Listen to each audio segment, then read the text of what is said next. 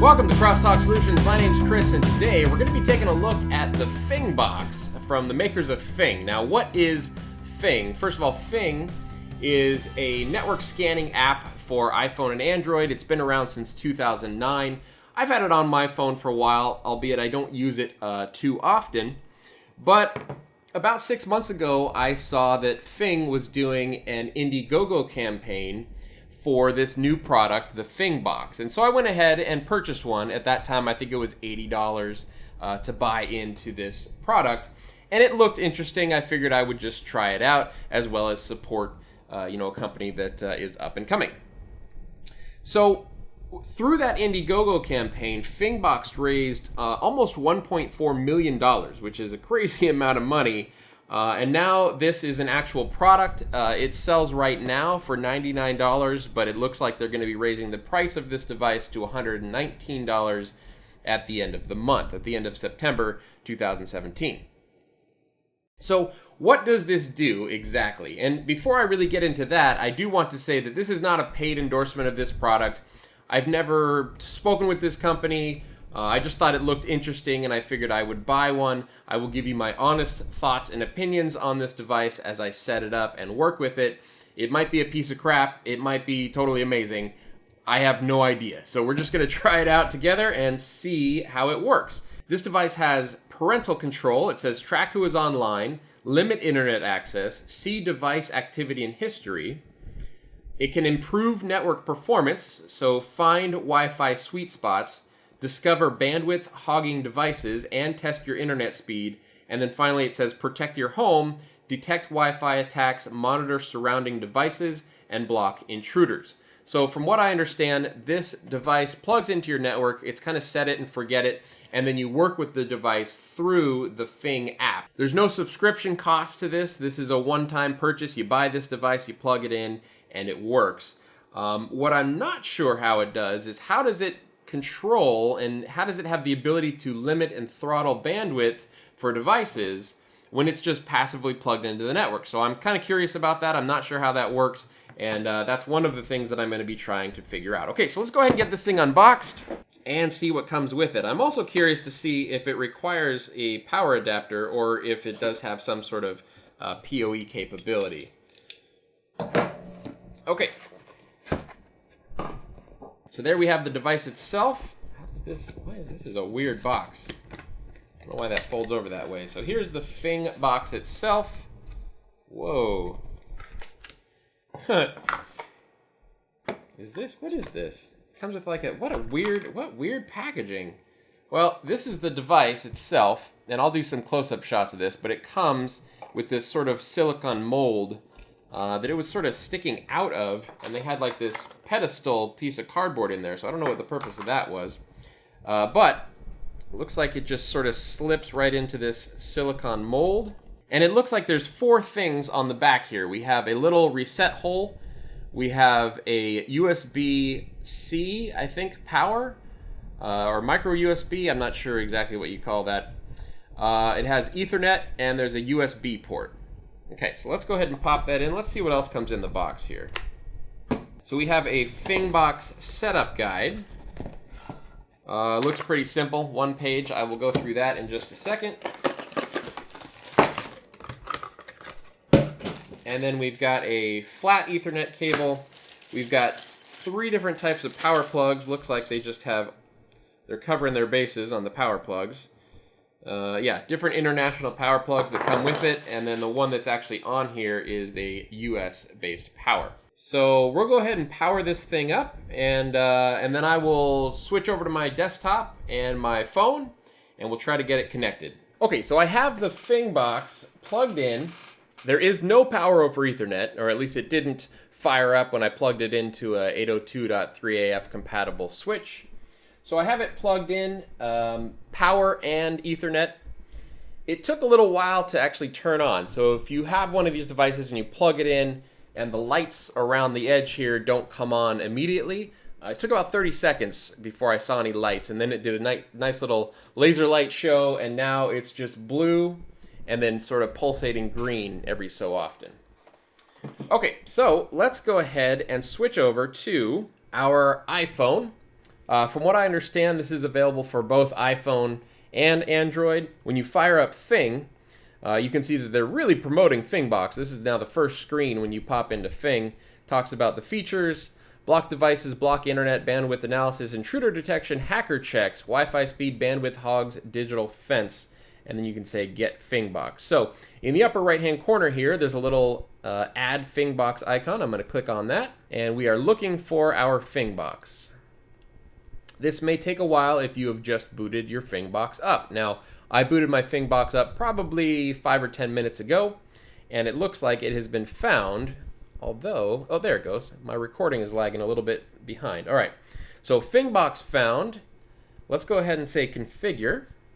Okay, and we're gonna hit the little map icon and the, oh, let's see, where is your Fingbox located? We'll just say home. Wait for my mail to get out of the way. Okay, so we'll call this home Fingbox.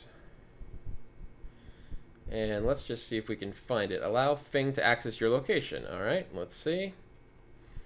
Okay, so of course I will blur that out, but it did find my address, or my location. We're going to call this home, and we're going to say, boy, this is lagging behind. There we go. We're going to say done. Okay, so here we go. Fingbox is active. Right in the upper left-hand corner it says add user. Let's go ahead and do that. Fing would like to access your contacts. If you do not agree, you will still be able to create a Fingbox device user, even though with some limitations. I typically don't like apps to be able to access my contact list. So I'm going to not allow that. We're just going to add me as a user. And we will say family. Select the category the user fits in, family, or say him. Pet. Why do they have pet as an option? Oh, select the user's devices. Do I have to select devices? All right, we'll say the desktop is mine. iPhone 6s. Yep, there we go. Okay, so we'll do that and we'll say save. Okay, so Fingbox is active. Last change 2 minutes ago. We have a user now set up there. 21 devices are online, no threat detected. Let's go ahead and go through these icons one at a time. So Wi-Fi speed, starting. Okay, so right here where I'm standing, I'm getting 70 megabits of Wi-Fi speed connected to Sherwood Forest, and it's telling me that my streaming quality is good for standard def, high def, and 4K streaming. Let me walk around a little bit and see if this changes. Okay, so walking around my office, the speed didn't change too much. It dropped down to about 60 megabits per second off of 70 or 75 max or so. And I even went in the bathroom and stuck it into the bathtub area, and it still stayed at about 60 megabits per second. But I do have a pretty strong, UAP-AC Pro powering the house. It's not too far away from this device, so I guess that's to be expected. I'll probably do some more testing walking around with this a little bit later. All right, let's take a look at bandwidth analysis. So my personal bandwidth analysis, if I click on iPhone, select devices to analyze. All right, I'll select my 2 devices, and I'm going to hit play.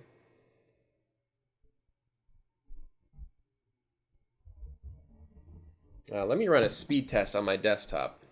There we can see my desktop is starting to overtake the iPhone because I'm opening up web pages, and I'm now running a speed test. Here we go. Just about to start. And now it's starting. So there you can see the desktop is really hogging up the bandwidth, 28, 37 megabits. Let's see if we can change this. Download speed, upload speed, download size, upload size. So here we can see that the speed test downloaded 120.3 megabits. If I do the upload, which the upload test is running right now, see we're at 9.4 megabits and climbing. Megabytes, excuse me, and climbing. Okay, so speed test is done. Let's go back here and say download speed. And so now it's back down, but we can see that it looks like my desktop is hogging most of the speed. And now we have the iPhone catching up since the desktop has stopped. So this is very real time. That's cool. Let me go ahead and stop this. Stop. Okay, and it looks like it sorts everything into different categories too. That's pretty cool. So we've got iPhone, tablet, desktop, Apple TV, Roku Ultra. There's my printer, my Philips Hue, and then we've got a bunch of other stuff. So Switch, Crosstalk PBX, Samsung television, another Apple TV, Access Network speaker. Oh, that's offline. Oh, these are all offline devices. I was going to say, because this is my Access Network speaker right behind me, but I don't even have that plugged in right now. So I must have had that plugged in at some point while I was using Fing, and it remembered it. Okay, let's see what else we can do with this thing. Internet speed, of course. Internet speed test. Let's see here. Yeah, there we go. So download 61.4, upload 5.7. 20 devices are online. Let's go look at our devices and see what we can do with them. So like, for instance, let me find this tablet. All right, so this tablet is an iPad. Pause internet. So how does that work, though? Pause duration. Okay. 30 minutes, 1 hour, 2 hours, 6 hours, 1 day. Okay. So if I wanted to pause internet on the tablet, like if my kids are watching too much YouTube Kids or something, I can turn that off like that. I can block devices. Let's see, what else do I have here? Ping, scan services, wake on LAN. Okay, so I'm going to keep playing around with this device and see if I can't figure out exactly how it's doing this. How is it able to block a tablet from this device right here? That'll be interesting to find out, and once I sort of figure that out, I will come back with some additional findings about the Fingbox. Okay, so I've been playing around with Fing for the last couple days, on and off, and there's definitely some useful tools, but I also want to dig in a little bit deeper to how it does some of the blocking stuff. So we'll get to that in a second, but let's take a look at the some of these tools real quick. So the bandwidth analysis is pretty neat. You can select some or all of your devices, you hit play, and then you basically get their real-time download speed or upload speed or download bytes or upload bytes. So you can see here that it's actually shifting around traffic on my network as devices are doing stuff.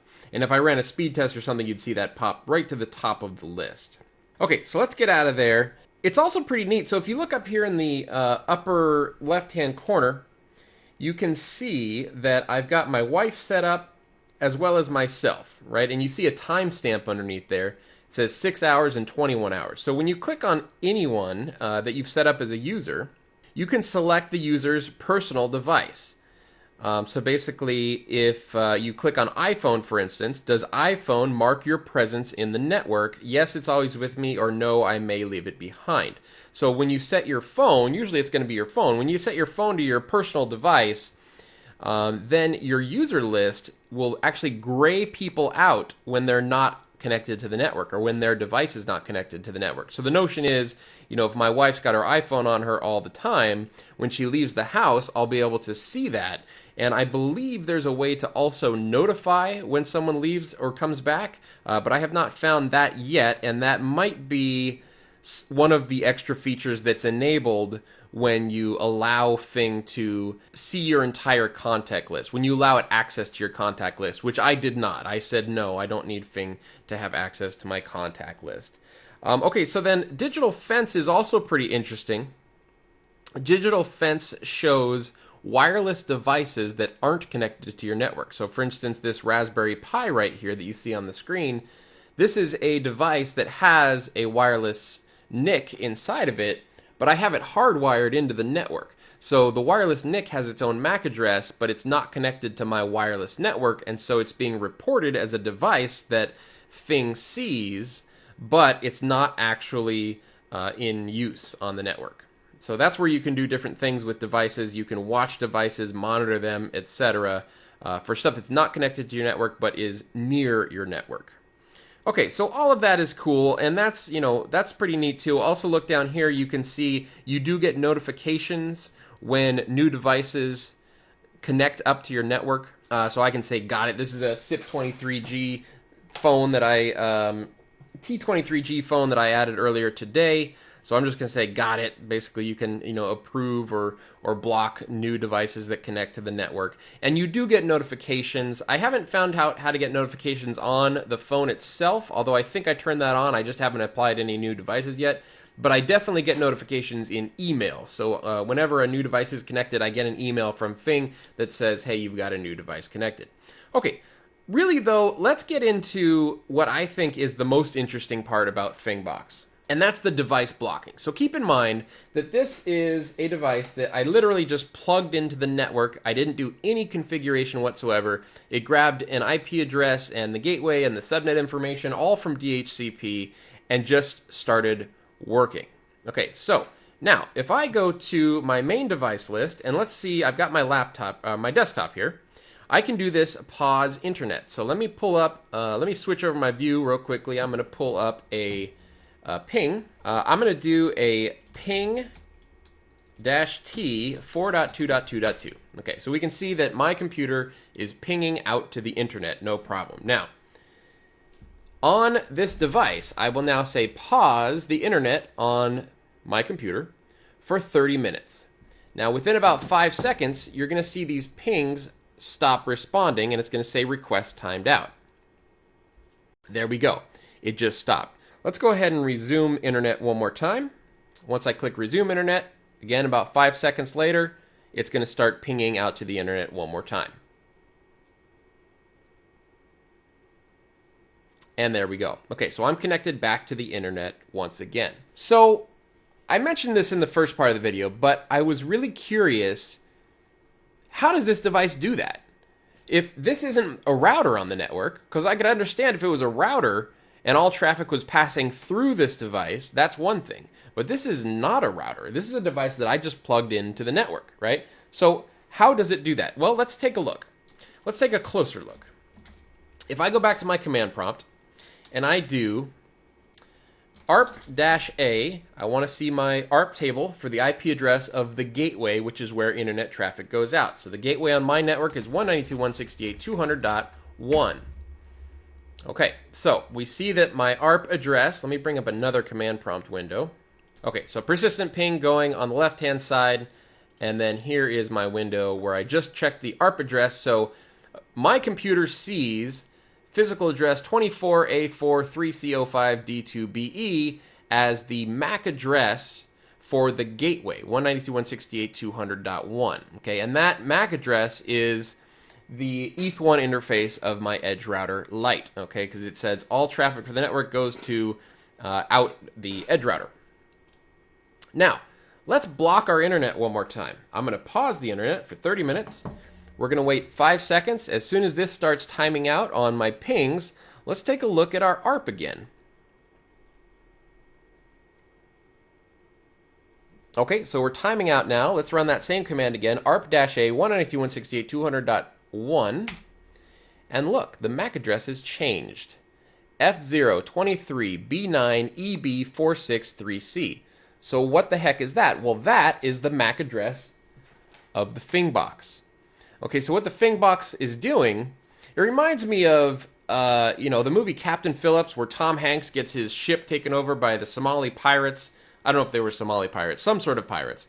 Well, the guy comes on board the ship and he's like, listen, I'm your captain now. I'm the captain now, right? That's basically what this device is doing, all right? It comes into the network, and when I block a device, it's saying, my computer in this case is Tom Hanks, and the Fingbox is the Somali pirate, and it's saying, look, I'm your gateway now.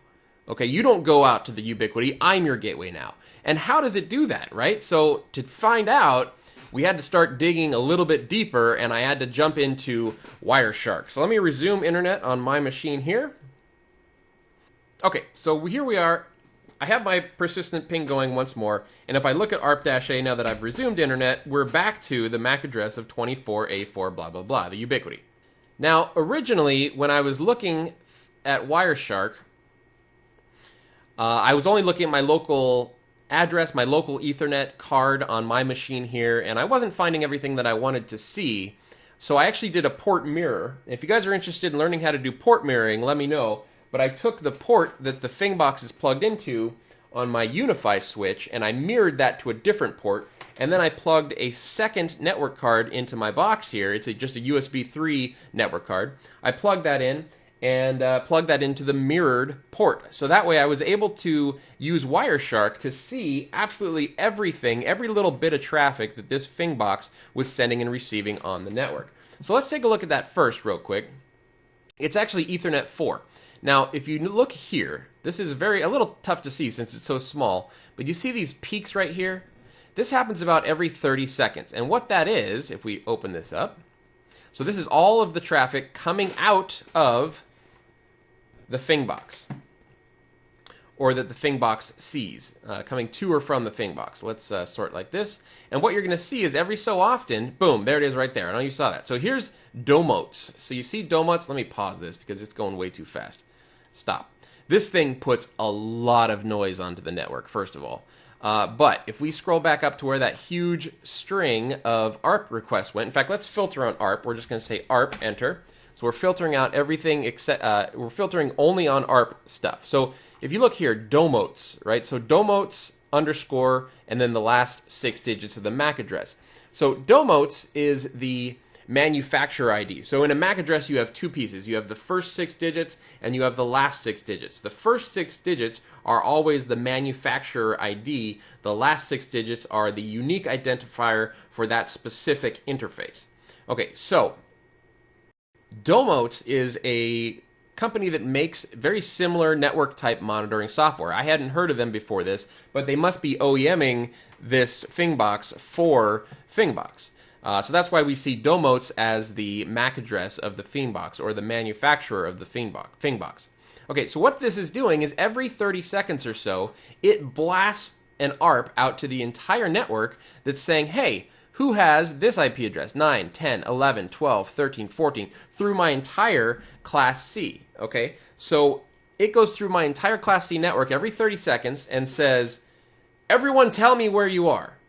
And then, of course, devices respond to it and say, hey, I'm over here, I'm over here, I'm over here. Okay, so now let's take a look instead. Let me move this off to the side. So that's just an example of the amount of traffic coming off of the Fingbox. Let's run Wireshark again, but this time I'm going to look at the interface on my local machine here, which is Ethernet 5. Okay, so I'm going to pop open Ethernet 5, and we're going to see normal traffic coming to and from the network. There's that Domotes ARP request again. Look how much spam this thing throws onto the network. And so let's take a look at just normal ARP traffic first. Okay, so if I say, what filter do I want to apply? So basically I need to take a look in Wireshark at the source address of the Fingbox and the destination address of my computer. Okay, so we're going to put a filter in here. We're going to say eth.source equals, and then it's going to be, I have these MAC addresses written down. So it's the Fingbox first, the source address of the Fingbox, and eth.dst for destination equals the MAC address of my computer. And then we're going to say and ARP, okay, because we're going to filter down to just the ARP protocol. Okay, so run that. And we might see occasional ARPs here and there, just standard stuff, you know, ARP requests coming from the Fingbox out to the whole network. Like I said, it does a ping about every 30 seconds, so we should pick that up in this filter. But what I really want to show you is what happens when we block using the application. Okay, so that's our next trick. Oh, there we go. So there was just a regular ARP request. Source was blot, and it was just saying, it was just telling my computer 192.168.200.210, which is the Fingbox, is at, and then this MAC address. Okay, so that's just something it's broadcasting out. Devices broadcast out their MAC addresses on a fairly consistent basis. So no big deal there. Now, let's turn off internet to my machine again. Pause internet, 30 minutes. Now let's wait 5 seconds and watch what happens.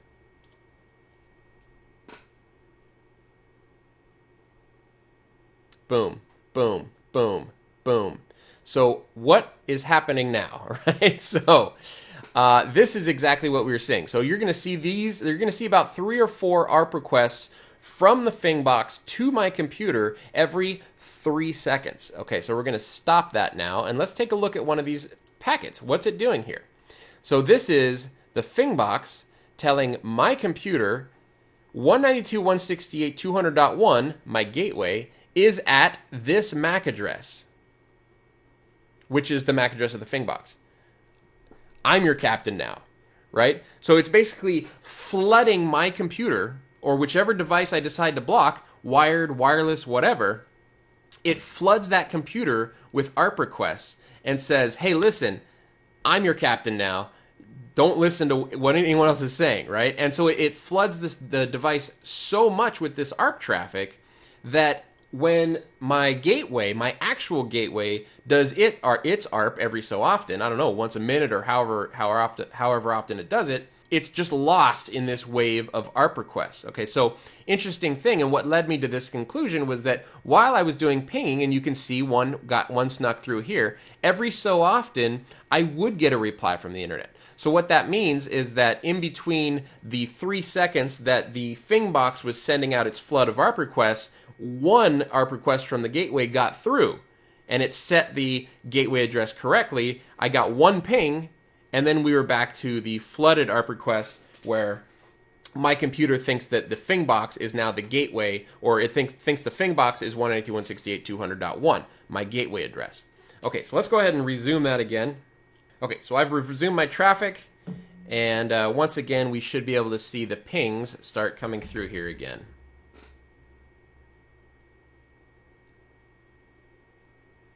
Boom, there we go. Okay, so now I'm pinging again, and if we look at ARP-A, we can see that the ubiquity is set back to the gateway address. Okay, so really interesting. Now, I understand why they did that. Okay, that's an interesting way of being able to give users the ability to block devices on their network. But when you really think about it, you're basically hacking the network, right? So this is doing spoofed ARP requests. It does ARP spoofing, and it floods whatever device is being blocked with spoofed ARP requests that tells it the incorrect MAC address for the gateway address of the network.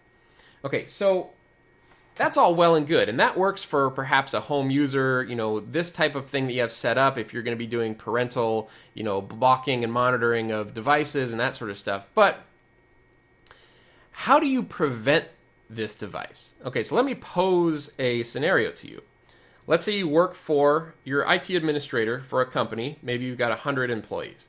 And one of your employees one day decides, well, I got this Fingbox thing at home, and I want to be a smartass.